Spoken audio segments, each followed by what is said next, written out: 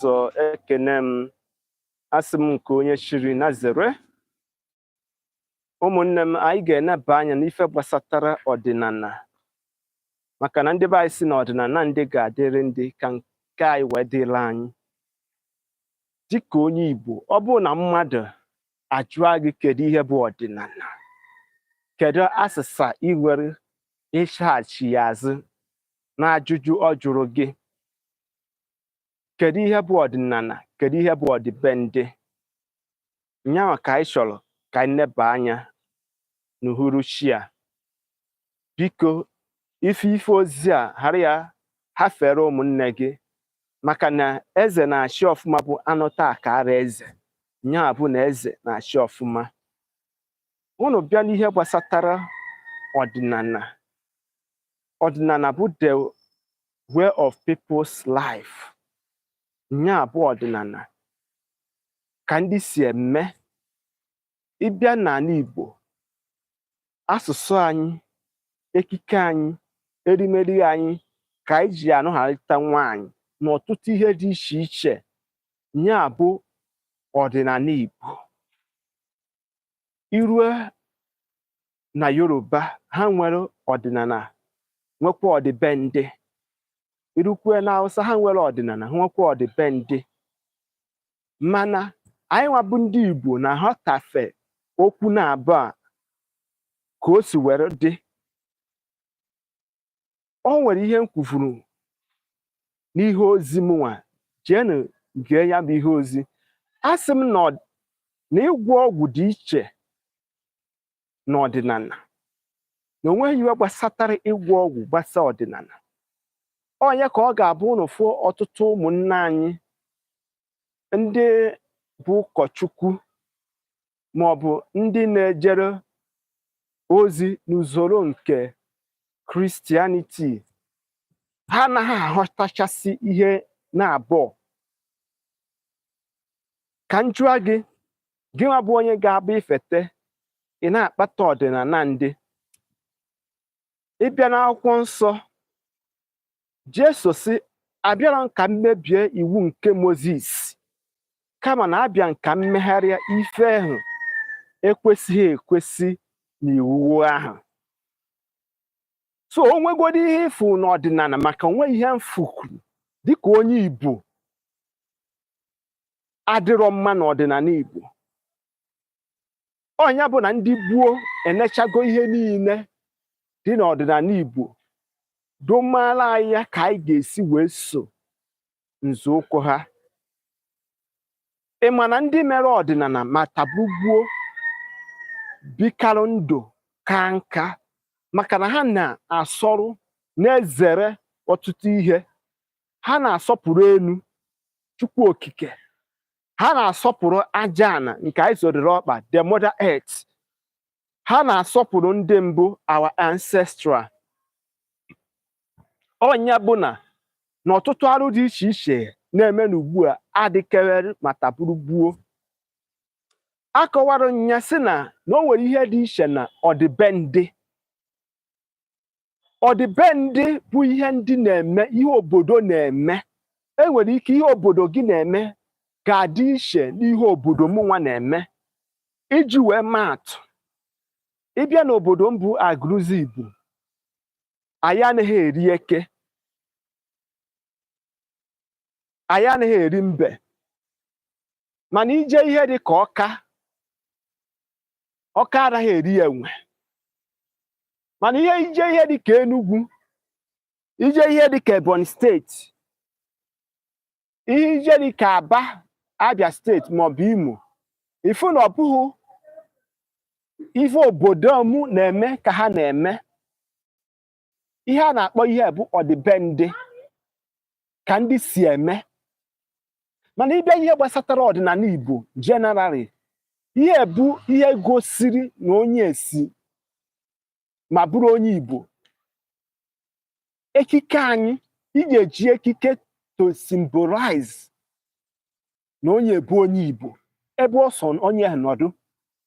Onye Igbo ọbụla fete jiri agwa isi agụ, ya bụ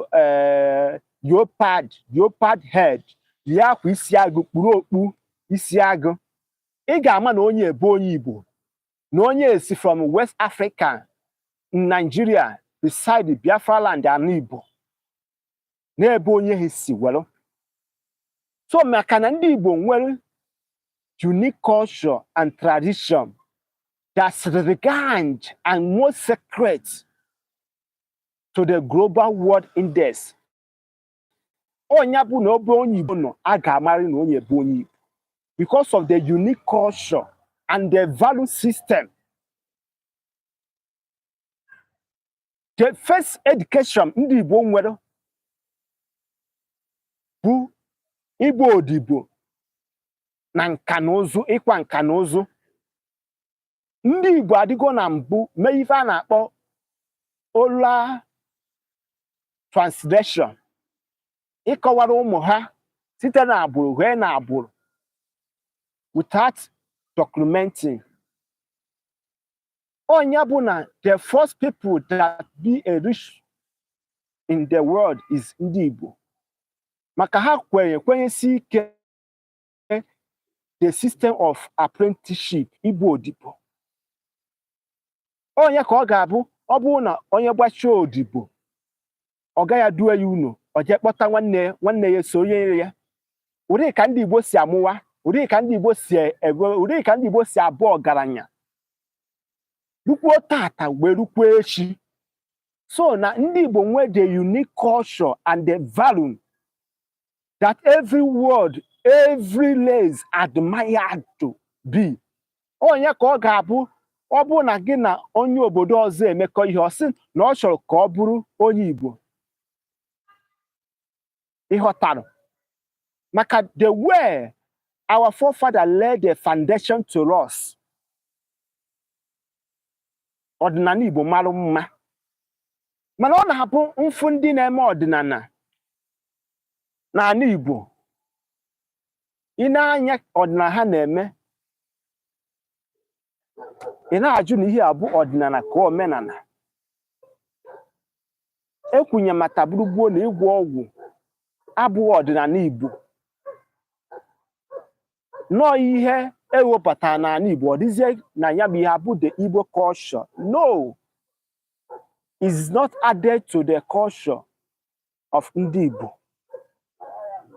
Onye ka ọ ga-abụ ifete some men of God who don't understand the Igbo culture and concept. Ebido mee gịnị? Kpọtaba ọdịnala Igbo. Nke Igbo dị n'ime ya bụ ihe gbasatara dibịa n'ala Igbo. Dibịa ọdịnala. Dibịa ọdịnala siri ike. Ọ bụ ndị a na-akwanyere ugwu na amamife na ọgụgụ isi nke agwụ na chi ji wee gọzie. Ịbịa n'ala Igbo enwe dibịa dị iche iche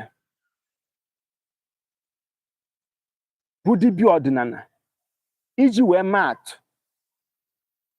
dibịa mkpọrọgwụ na mkpa akwụkwọ that based in herbs, ya bụ akwụkwọ ịkpata akwụkwọ dị n'ọfịa were esichuo ọgwụ nye onye ahụ adịghị ike, ahụ adịkwa ya mma. Nya ka a na-akpọ bụ dibịa ọdịnala, they based on herbs.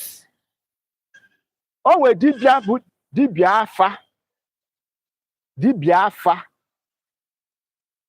Yoruba na-agba afa, ha na-akpọ ya ifa. Hausa na-agba afa. Dibịa afa bụ dibịa na consult for the future reference. Ndewo na isonyere m. For the future reference, ndị nwe the revelation from the spirit be to demonstrate or to reveal what are going to happen. Enwe dibịa na-abụ ọkpụkpụ, ndị na-afụ maka ọkpụkpụ gbajiri agbaji. Onwe dibịa na-achụ àjà.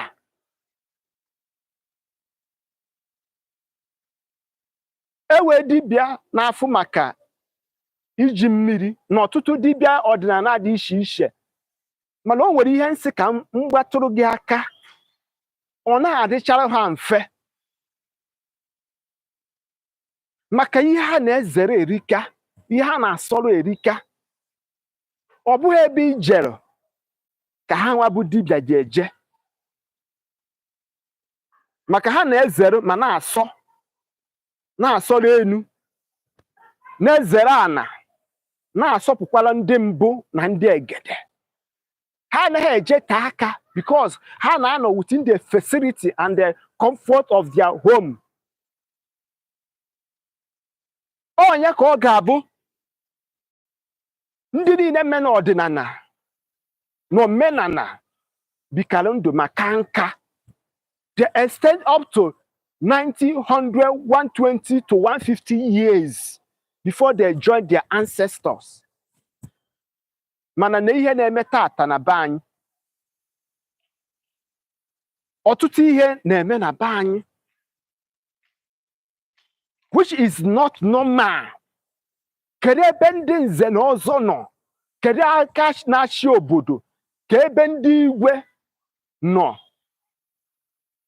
Ị ga-afụ nwata nọ agbata afọ 20 to 20 something years gụchara akwụkwọ, nne na nna ya na-atụ anya na onye abụ onye ya enete ha anya nọ na nka agbabe nwa n'ike.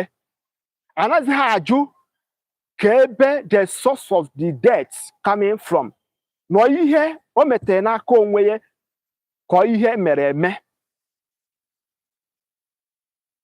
Onye ka ọ ga-abụ unu n'anya, anyị nwa bụ ndị na-afụta n'iru akwụkwọ na-akọwa ọtụtụ ihe dị iche iche. Ofeke mmadụ ama nghọta ebe anyị na-ezi ozi anyị. Eche na ihe niile bụ just ka anyị bata n'iru akwụkwọ. No. Olugo oge onye nwe ji ama.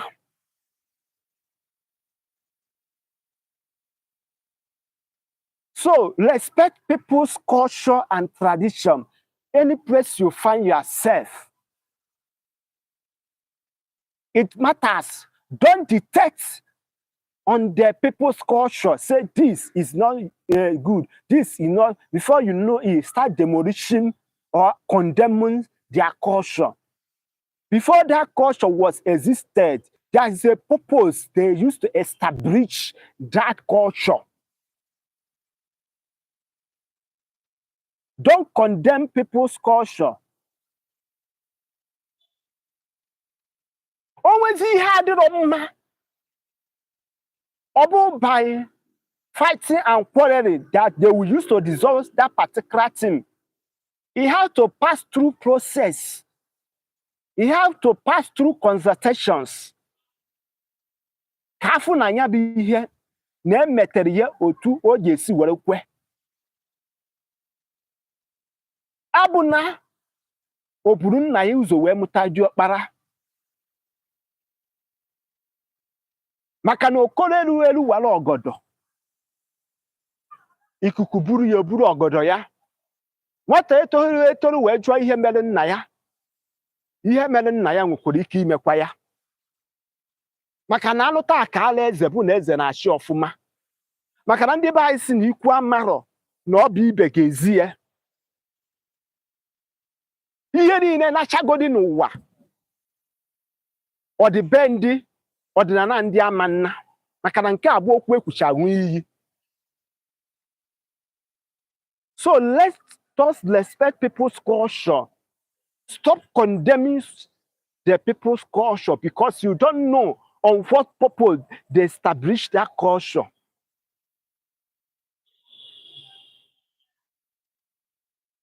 Maka na culture bụ ebe indigenous people are communicating with their creator, God Almighty, through culture. For instance, anyị wabụ ndị Igbo kwenyesi ike that color is their life. Onye wetara ọjị wetara ndụ because the color is a life in the Igbo culture. Onye ka sị na ndị Yoruba na-akọ ọjị, ndị Hausa na-ata ọjị, mana ndị Igbo ji ọjị were ekpere chi ha. And that is pure, but nothing the truth. Whatever you do in this life, respect people's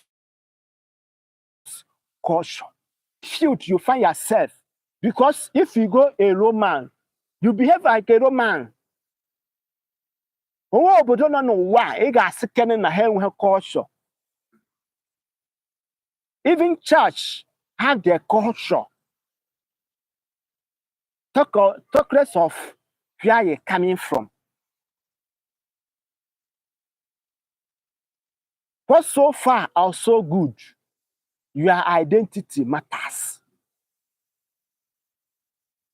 Where do you coming from matters. Your biological name matters. You can't deny your identity. Maka na onye lele enwe gote nkịta na ihe ntukwuka na be ya. Onye ka na-ekwu kwa mgbe ka anyị kọwara ndị be anyị ihe ha marọ. Ife ha anaghị ajụ ajụjụ ihe karịa uche nke mmadụ nghọta ha kwesịrị ịma. Ekwe nnọọfụ na ọ ga-agazi maka na anụ taa ka ara eze bụ na eze na-achị ọfụma. So ụmụnne m ndị Igbo, ihe ọbụla onye na-eme na jụọ ese, anything you don't know how it started, please try to ask questions. How this come into existence? Ihe ọbụla agbagwojuru gị anya for your angle of your culture or tradition, try to ask questions. All like him and ịbịa na ana Igbo, o nwere ife anyị na obi. Every family always have it. A na-akpọ ya obi. Iveteziezi ife ọfọ dị n'obi because of na ị na-eje ụka.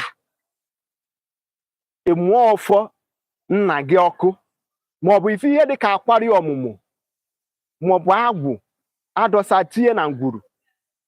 You don't know the purpose they establish or they instituted such. Before you will do so, please try to do a lot of consultation. Jụọ ndị ka gị wee mara ka akọwara gị. Maka na ọ bụkwa na ije lasuo mmụọ bụ isiokwu nọ na ị ga-emenwukwa ihe dị na mmụọ ahụ. Try to ask questions on things you don't know that beyond the human understanding. Something you don't know how it come into existence in your family. Ask from elderly peoples before you embark on the journey of no return. It's very, very important. Maka na gbanụ wee gwujie eji emecha ga-ebu ikpo na abụ wee hopụta nke fọnụ. O nwere ihe ndị be anyị amarọ. Nyaa ka anyị eji were mechie okwu a. Ịgwọ ọgwụ abụrụ part of the Igbo culture. Ịgwọ ọgwụ abụ the part of Igbo culture. Ifu ndị na-eme ọdịnala Igbo, ịma na ihe ha na-asọ erika. M na-agwa gị nke bụ eziokwu, ihe ha sọrọ maọbụ ihe ha na-asọgara erika. Ịgwa bụ nwa dị nkịtị ama nzete ngwonu ya bụ ihe a. Maka ha na-achọ ka ha mee gịnị ka ha ghara imejọ. And ha anaghị anagide ihe ọbụla bụ alụ. Ihe ọbụla ha kpọrọ alụ, asị na ihe bụ alụ. Ha anaghị anagide, they don't accommodate it on their vicinity. Maka na onye ọbụla metere ihe alụ ga-akpụ alụ. One, try to ask questions. The way your forefather live. It's be good that we must live in the old age to see our children's children. n'ọnya bụ ekpere na ọfọ nne na nna na-agọrọ ụmụfa. So ọ bụ na ozi agbagwoju gị anya, biko kaba arụ tụsaa ya, jụọ m ajụjụ n'ozi edemede, ma sonyere m n'ihe ọbụla m na-eme. Cheta na anụ taa kara eze, ọkwọ nya bụ na eze na-achị ọfụma. Aka mbụ nwanne gị nwoke bụ Maazi-UC. Ndeewo na ndị sonyere m ma dekwara m ihe ozi na this live program. Ana m ekene unu na-asị arụ isi ike ga-awara ndụ unu ọjị na eke, wara unu ọjị na oye, wara unu ọjị na afọ, wara unu ọjị na nkwọ. Ahịa na-anọ ụbọchị na-anaghị nwa bụ ndị Igbo ji wee biri. Mbọchị ihe ike ji eme n'ezi, ọkpa ama mpụta unu ezi, ọ chọrọ nke ọ ga-eme unu ọdachi ama nkwe. Ana m asị jisi n'ike ụmụnna anyị ndị n'obodo oyibo, ndị nọ n'ọdịda anyanwụ anyị. Ihe ọbụla onye na-eme bụ ezi ihe na-agaziere ya. Asị m na ihe ike ama mme unu, akụnụba niile nke anyị kụtara n'obodo ọzọ, anyị ga-ewere ya wee dozie obodo anyị, maka na ọ bụ okwu ekwuchara nwa iyi na ọ ga-abịa na mmezu n'aha Chukwu okike abịama, na nsọpụrụ aja na anyị zọdụrụ ọkpa, na nsọpụrụ ndị mbụ na ndị egede. Ise ise ise ise. Ụmụnne m, ndewonu.